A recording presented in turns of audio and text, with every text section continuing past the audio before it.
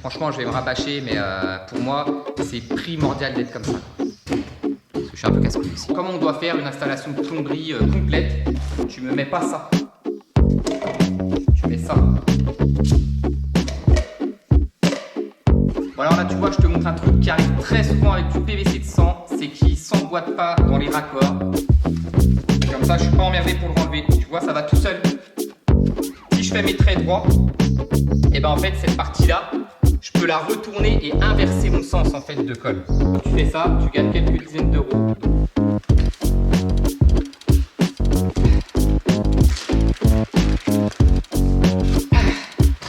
T'as vu comme c'est dur, hein?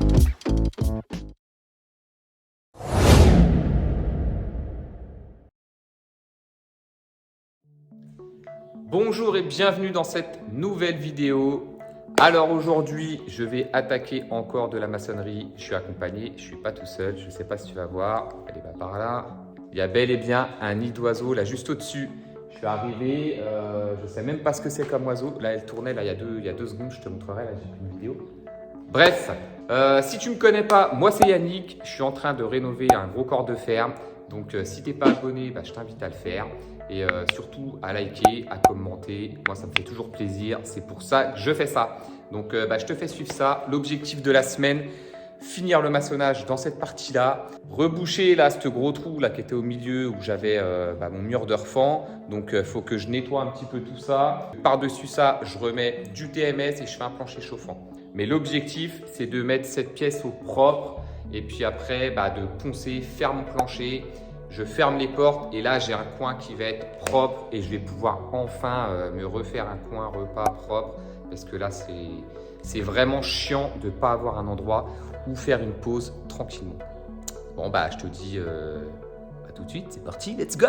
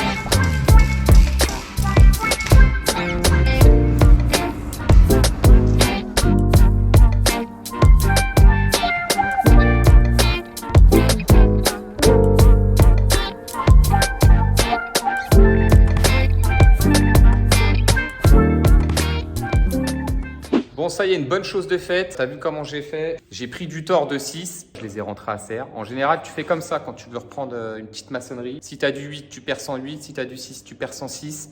Donc, tu tapes ça, tu te mets des longueurs.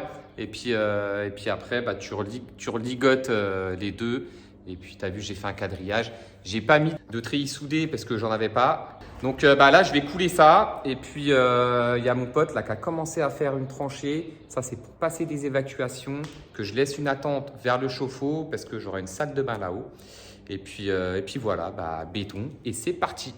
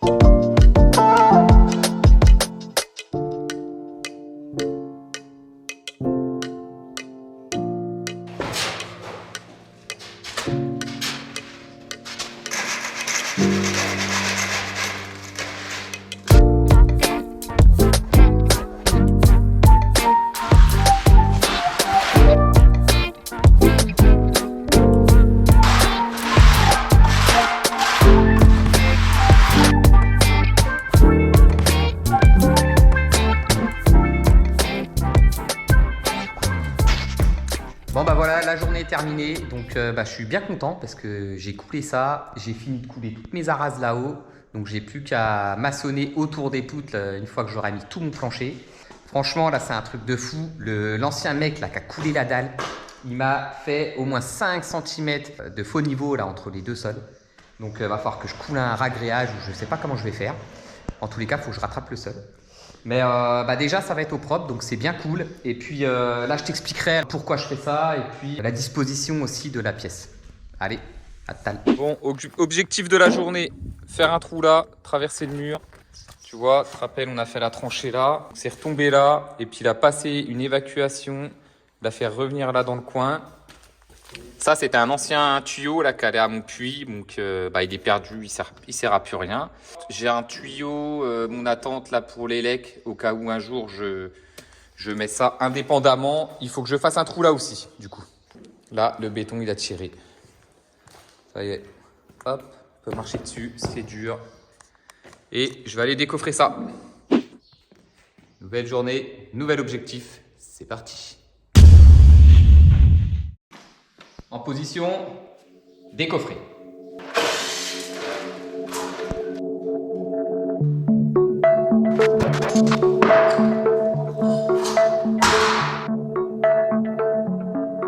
Et voilà amigo, bon bah c'est décoffré, franchement c'est juste nickel, je suis content.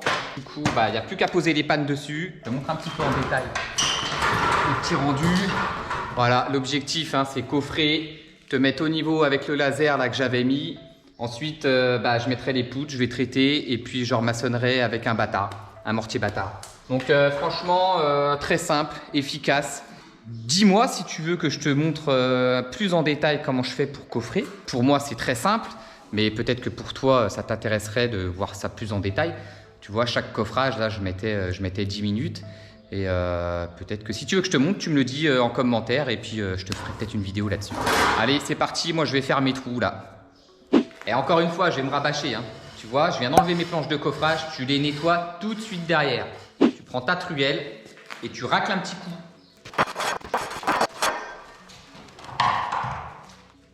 Tu vois, tout le matériel, hein, c'est comme vos outils. Vos outils, c'est vos amis pour la vie. Hein. Il faut en prendre soin. Hein.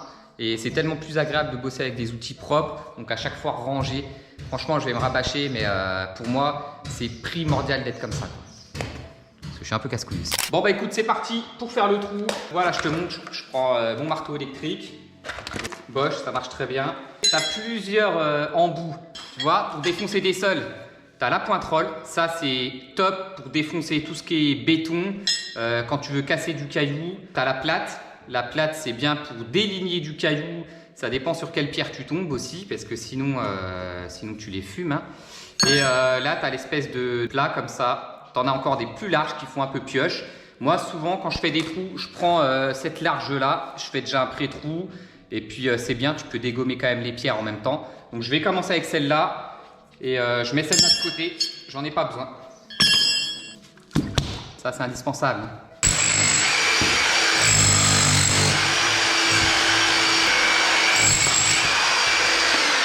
Bon, avant de continuer, je vais quand même t'expliquer là plus en détail du coup ce que je dois faire. Donc je t'amène le PVC, je te montre.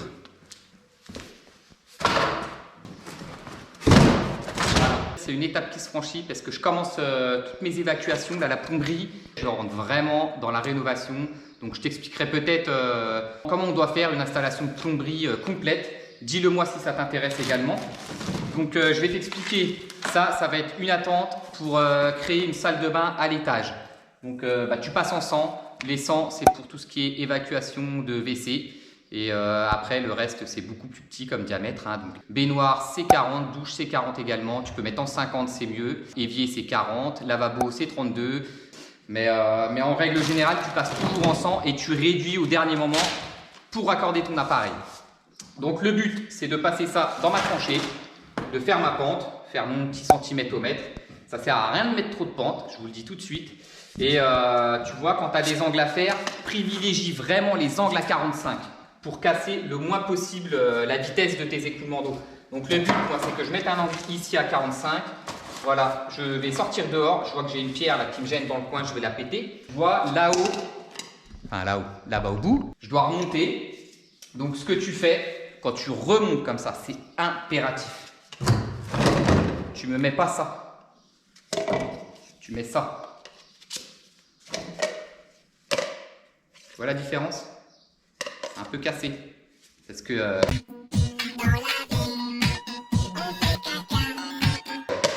quand tu as le machin qui arrive de là-haut et des fois qui fait slash là au bout, pas bon. Il vaut mieux mettre ça. Donc là je crée mon attente ici devant mon isolation pour que mes murs soient quand même bien isolés. Donc il faut que j'anticipe ça. Et puis j'ai aussi une sortie, comme je t'avais dit là, il faut que je refasse un trou parce que j'ai une sortie à faire pour mon alimentation électrique. Je mettrai le compteur électrique ici. Je t'expliquerai ça plus tard. Allez, c'est parti.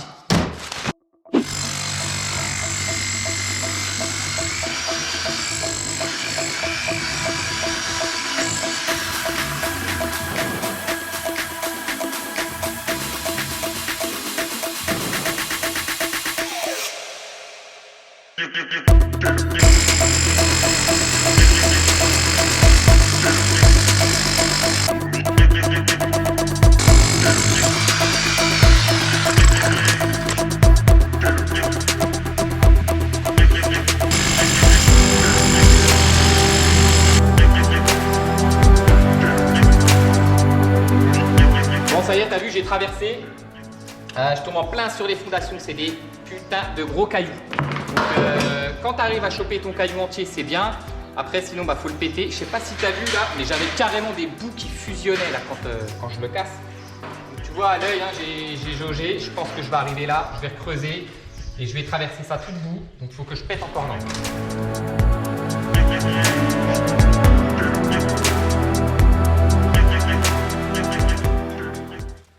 Bon, ça y est, c'est traversé. Ce que je vais faire, je vais aller choper là mon attente de tuyau derrière, je vais le rentrer et puis je vais quand même refoutre un bout de PE là en attente parce que j'ai mon compteur d'eau qui est juste derrière et tu vois c'est passé sans gaine donc vaut mieux passer un truc en attente. T'as vu, franchement c'est super, hein. J'avais fait une attente, il me manque 40 cm.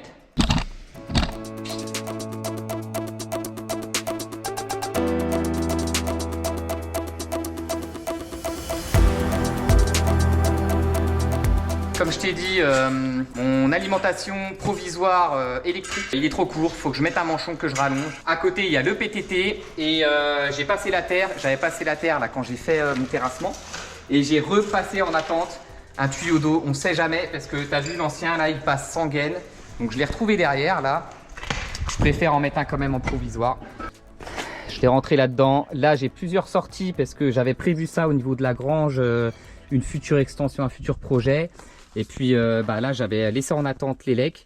Je vais mettre le PTT. Bon, là, ils sont pas très hauts. Et puis finalement, on a fini de péter ça. Et là, je remets un tuyau, une évacuation là, qui va être en attente là-bas. Donc comme ça, on va se prendre avec un Y ici. Et puis ça va être nickel.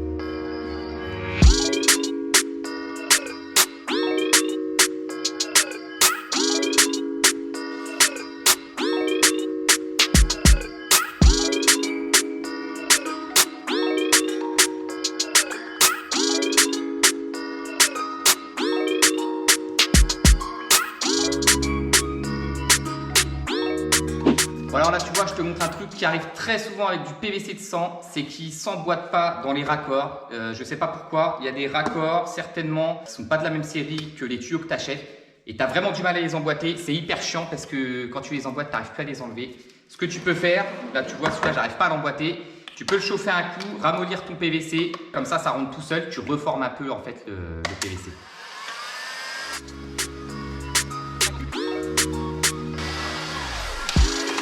Tu vérifies, tu vois, il commence à être mou. Tu l'emboîtes. Et là, tu le fais travailler. Comme ça, il va refroidir et il va prendre la forme en fait de la partie femelle. Et voilà. Je vais éteindre le décapeur. Et comme ça, je ne suis pas emmerdé pour le renlever. Tu vois, ça va tout seul. Et là, je ne l'ai pas fait ici. Et là, tu vois, je ne peux plus l'enlever. Tu vois, le PVC de 100 quand ça bloque, c'est vraiment raide. Hein.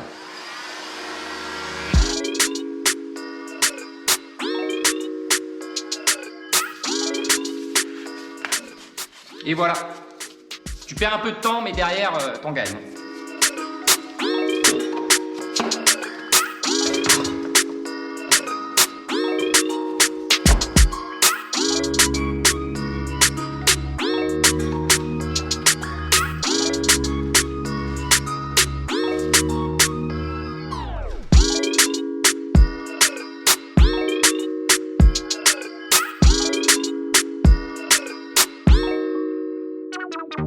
Bon voilà, ça y est, j'ai passé tout mon PVC, là, toute la tente est faite. Donc tu as vu, j'ai mis un petit peu de gravier là pour le caler parce que j'ai fait mes niveaux, tout est calé. Donc maintenant ce qu'il faut faire, c'est tout tracer, redémonter, coller, remettre en place et puis finir de tout caler, qu'il n'y ait plus de jour en dessous le tuyau.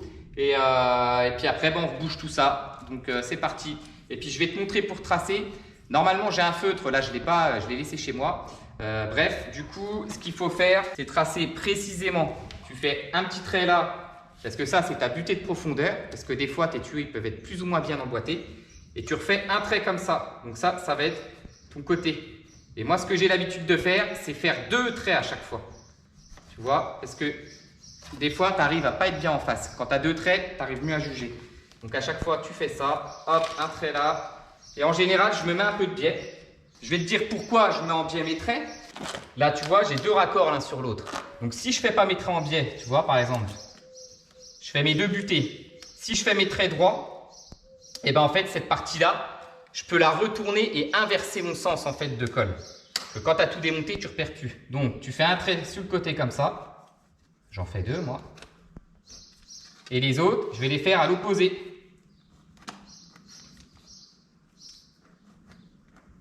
Comme ça, je sais que si je me suis trompé et que j'emboîte, je vais voir que ça ne correspond pas.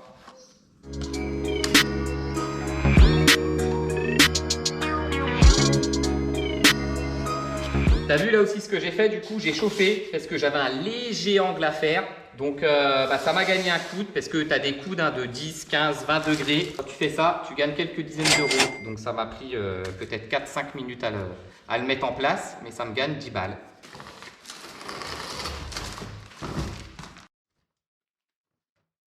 Bon, tu vois, là, je sais que je peux tout enlever, coller, remettre. Normalement, si je suis mes traits, ça sera bon. Tu dépoussières bien tes raccords. Je te conseille d'éviter de tout démonter parce qu'après, tu vas quand même te perdre. Tu vas plus savoir lequel va où. Donc, tu colles un petit peu au fur et à mesure. Là, tu fais un double encollage. Tu mets d'abord ta partie femelle. T'en mets bien. Tout. Voilà, tu fais un étalage bien homogène. Ta partie femelle, si elle tombe, la colle, il n'y aura pas de merde qui va se mettre dessus. Tu fais ta partie mâle. Et également un étalage bien homogène, tu vois qu'il y en a partout. Tu ne mets pas 3 heures parce que ça va tirer assez vite sinon.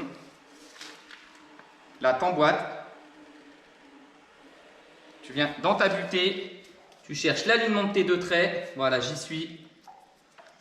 Tu nettoies ton pinceau et t'enlèves ton surplus là. Voilà, ça a dégueulé un petit peu. Donc on voit qu'il y avait bien assez de colle. Tu nettoies ton bord à chaque fois, comme ça évite que ça colle et que ça soit le caca.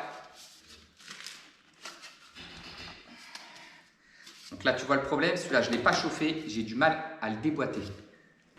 Tu vois ce que je fais? J'ai collé celui-là, j'arrive pas à le déboîter. J'attends un peu qu'il tire, comme ça, je vais pouvoir me servir là de levier, vu que ça va être collé. Je vais aller coller là-bas en attendant. Alors, tu vois la technique du double 45, c'est pareil. Si tu veux faire exactement un angle 90 droit, et ben en fait ce que tu fais, tu as les deux soudures ici, là tu as la soudure du raccord là, quand ils l'ont coulé, tu as également ici la soudure. Donc tu sais que si tu alignes les deux soudures, et ben ton coude il est bien droit. Parce que sinon ce qui peut se passer si tu n'alignes pas, ben, ça peut partir de travers. Donc tu n'es plus vraiment dans un angle 90 degrés. C'est pour ça que celui-là, je ne l'ai pas tracé. Alors il y a un truc que je t'ai pas dit aussi, ce qui est important à regarder, c'est le sens de l'écoulement d'eau. Donc tes raccords, en général, il faut les mettre dans le sens de l'écoulement. Alors qu'est-ce que c'est? Qu'est-ce qu'on appelle le sens de l'écoulement? Ça veut dire que ton fluide, il arrive d'un côté et il repart de l'autre. Donc en fait, quand tu fais des emboîtements partie mâle et partie femelle, il faut toujours respecter le sens de l'eau. Parce que si je mets à l'inverse comme ça, tu vois, eh ben, ce qui peut se passer, c'est que, on ne sait jamais, normalement, c'est sûr qu'il n'y a pas de fuite, mais par contre, quand tu fais des pluviales, par exemple, que tu ne colles pas, tu n'es pas obligé de coller, tu respectes le sens de l'écoulement d'eau. Si je mets mon raccord comme ça, que je ne le colle pas, il n'y aura même pas de fuite à ce niveau-là, tu vois. Donc après, là, je ne suis plus dans le sens de l'écoulement, parce que sinon, il aurait fallu faire une emboîture, remettre un mâle-femelle, et là, j'aurais été dans le sens également. Mais c'est pas grave, puisqu'on colle, il n'y a pas de souci là-dessus.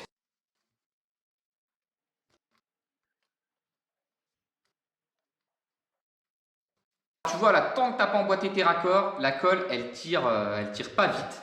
Par contre, une fois que tu emboîtes tes deux raccords, ça va très très vite. Tu n'as que quelques secondes avant de pouvoir régler ton raccord. Et évite de trop tourner parce que quand tu fais sa prise et que tu tournes en même temps, ça peut faire une mauvaise soudure.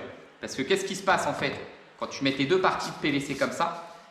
Et ben la colle fait fondre le PVC en fait. Et ça fusionne entre guillemets un petit peu les deux PVC. Et c'est ce qui fait un bon collage.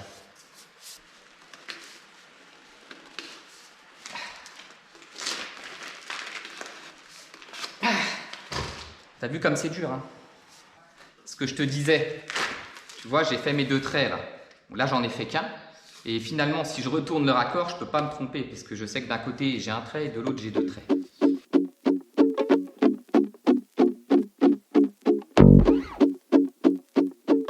Tu vois, quand tu mets ta colle aussi, là, ce que je t'ai pas dit, c'est évite d'en mettre de trop parce que sinon, ça risque de faire un bourrelet de colle à l'intérieur. Les évacuations, hein, tout ce que tu vas mettre dedans, ça peut faire un bouchon. Ça peut s'accumuler et s'accrocher dessus.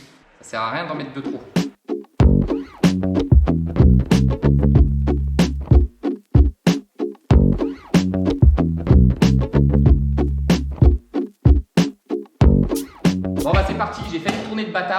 je mets pas du béton, là je mets du mortier, hein, c'est un mortier bâtard, pour reconsolider là tous mes trous. Donc je fais celui là-bas, et puis comme ça après on peut remettre à niveau.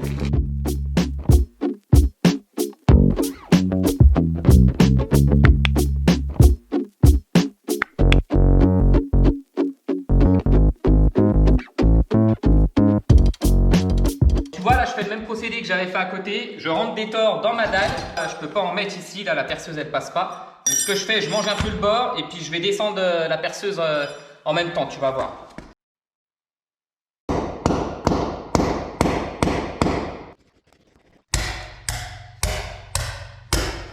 Ça tient nickel.